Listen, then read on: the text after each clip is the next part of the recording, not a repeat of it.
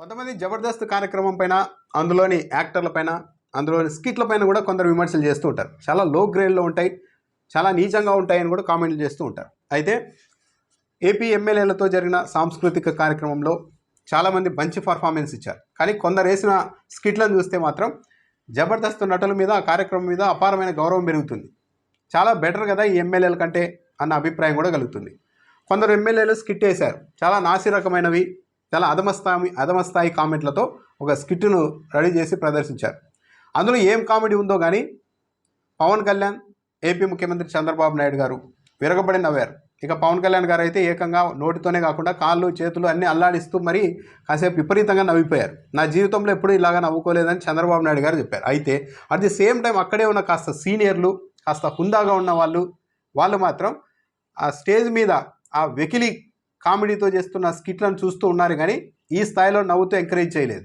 అంటే వాళ్ళకి అర్థమవుతోంది ఏ స్థాయిలో ఉంది ఈ స్కిట్, ఎక్కడికి వెళ్తోంది, ఎంత అదమంగా ఉంది, ఒక ఎమ్మెల్యేలు వేయాల్సిన స్కిట్టేనా అన్న అభిప్రాయం కొంత సీనియర్లో కలిగి ఉంటుంది.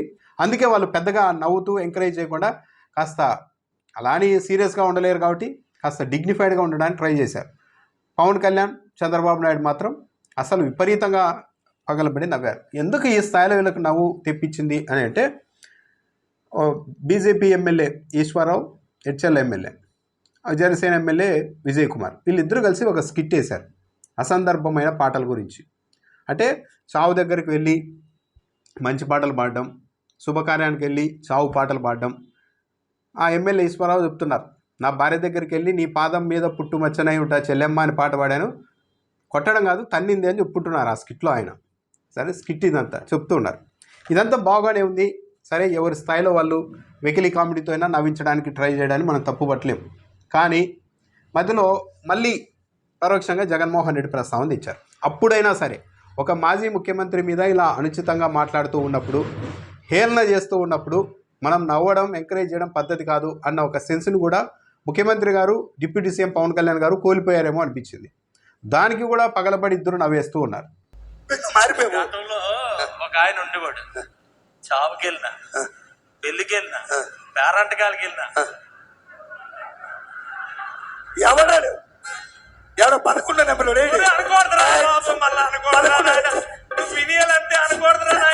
అన్న ఆడుతోపోలికెట్టి నాకు ఎవడైనా పిలుస్తాడు.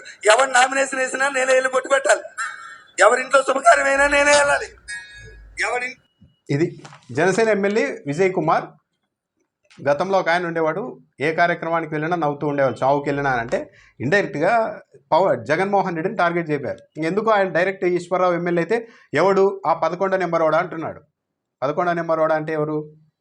జగన్మోహన్ రెడ్డికి 11 సీట్లు వచ్చాయి కదా, అందుకని ఆ మాట అనగానే పవన్ కళ్యాణ్, చంద్రబాబు నాయుడు విపరీతంగా నవ్విపోతూ ఉన్నారు. కాస్త డిగ్నిఫైడ్గా, కాస్త ఇది ఉన్న వాళ్ళైతే అలా. పైగా ఈశ్వరరావు అనే ఎమ్మెల్యే ఏమంటున్నాడు, వాడితో నాకేంటి పోలికి, వాడెక్కడ నేనెక్కడ అని మాట్లాడుతున్నాడు. కనీసం వీళ్ళ కుటుంబ సభ్యుల దగ్గరికి వెళ్ళైనా సరే జగన్మోహన్ రెడ్డి నీ స్థాయి ఒకటేనా అని అడిగితే వాళ్ళు ఏం సమాధానం చెప్తారో కనీసం ఎమ్మెల్యేలను ఒకసారి పర్యవేక్షించుకోవాలి కదా. ఒక మాజీ ముఖ్యమంత్రిని 151 సీట్లతో గెలిపించి, ఈరోజు 11 సీట్లు వచ్చి ఉండవచ్చు, 40% ఓట్లు వచ్చాయి. ఏం వీళ్ళ అధికారం ఇలాగే శాశ్వతంగా ఉంటుందా?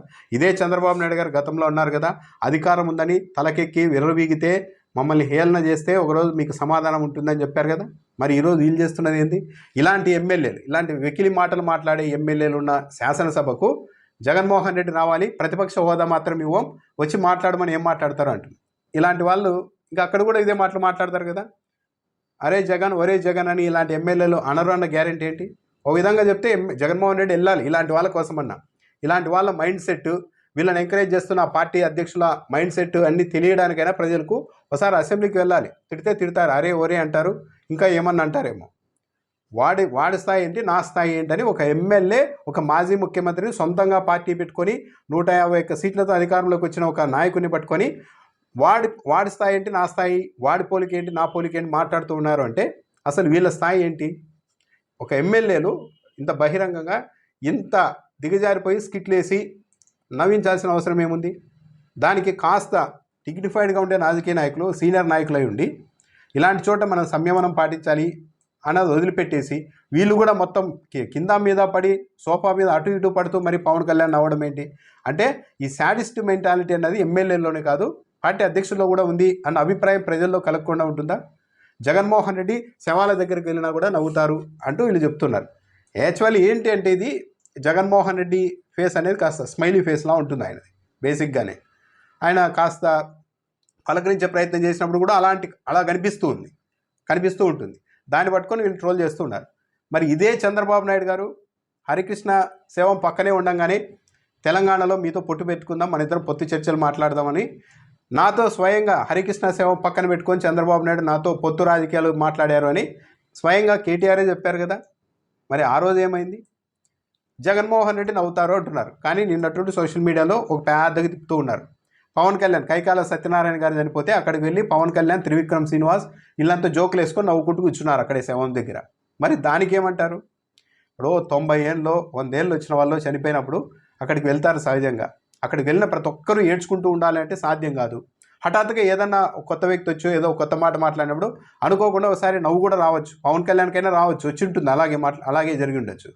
దాన్ని పట్టుకొని మొత్తం వీళ్ళకు సంస్కారం లేదు. సంస్కారం లేనిది ఎవరికి? ఒక ఎమ్మెల్యేలు అయ్యండి ఇలాంటి స్కిట్లు వేసుకుంటారా? పైగా వాడు 11వ నెంబర్ వాడా అని ఒక ఆయన అంటే, అలా అనద్రా బాబు అని ఈయనంటే, వాడికి నాకు పోలికేంటన్నా అంటున్నారు. జగన్మోహన్ రెడ్డికి నాకు పోలికేంటని. అవును, మరి ఈ బీజేపీ హెచ్ఎల్ ఎమ్మెల్యే సొంతంగా పార్టీ పెట్టి 151 సీట్లతో ఎమ్మెల్యేలను గెలిపించి ఒకసారి ముఖ్యమంత్రి అయ్యి మళ్ళాసారి 11 సీట్లు వచ్చినప్పటికీ కూడా 40% ఓట్లు తెచ్చి మరీ పార్టీని నిలబెట్టిన వాళ్ళు వీళ్ళంతా. అట్టి వీళ్ళ పోలికెక్కడ, జగన్మోహన్ రెడ్డి పోలికెక్కడ? ఏం లేదు. అధికారంతో పాటు అహంకారం కూడా తలకెక్కుతుందంటారు. అదే జరుగుతుంది. గతంలో వైసీపీ వాళ్ళని ఇలాగే మాట్లాడారు, మీకు తలకెక్కింది అహంకారం, అధికారము, అందుకే ప్రతిపక్ష నాయకులను లెక్క చేయడం లేదు, హేళన చేస్తూ మాట్లాడుతున్నారని గతంలో చంద్రబాబు నాయుడుతో సహా అందరూ మాట్లాడారు. కానీ ఈ 9 నెలల్లోనే వీళ్ళు చేస్తున్న వ్యవహారాలు చూస్తుంటే అంతకు 10 రెట్లు అధికారం అన్నది ఎక్కేసింది. తప్పనిసరిగా దీనికి కూడా ఒకరోజు ఫలితం అనుభవించవచ్చు. ఈ స్కిట్లే, ఈ వెకిలి నవ్వులే రేపు ఈ కూటమి ప్రభుత్వానికి శాపాలుగా కూడా మారవచ్చు. పైగా ఈ ఎమ్మెల్యేలు ఇద్దరు ఏ పార్టీలకు సంబంధించిన వాళ్ళు? ఏపీలో 1% ఓటు లేని ఒక బీజేపీకి సంబంధించిన ఎమ్మెల్యే ఒకరు, మరొకరు పోటీ చేసిన 2 చోట్ల ఓడిపోయిన, ఒక పార్టీ అధ్యక్షుడిగా ఉండి ఓడిపోయిన పవన్ కళ్యాణ్కి సంబంధించిన పార్టీకి సంబంధించిన మరో ఎమ్మెల్యే. వీళ్ళు అవతల పార్టీని విమర్శిస్తూ ఉన్నారు. ఇండివిజువల్గా పోటీ చేస్తే బీజేపీకి 1% సీట్లు వస్తాయా? గ్యారంటీగా వస్తాయా? రావు. ఇండివిజువల్గా పోటీ చేస్తే పవన్ కళ్యాణ్ అయినా సరే తాను ఎమ్మెల్యేగా గెలుస్తారా? గెలవలేరు. కనీసం ఒక 6-7% ఓట్లైనా వస్తాయా? గ్యారంటీ లేదు.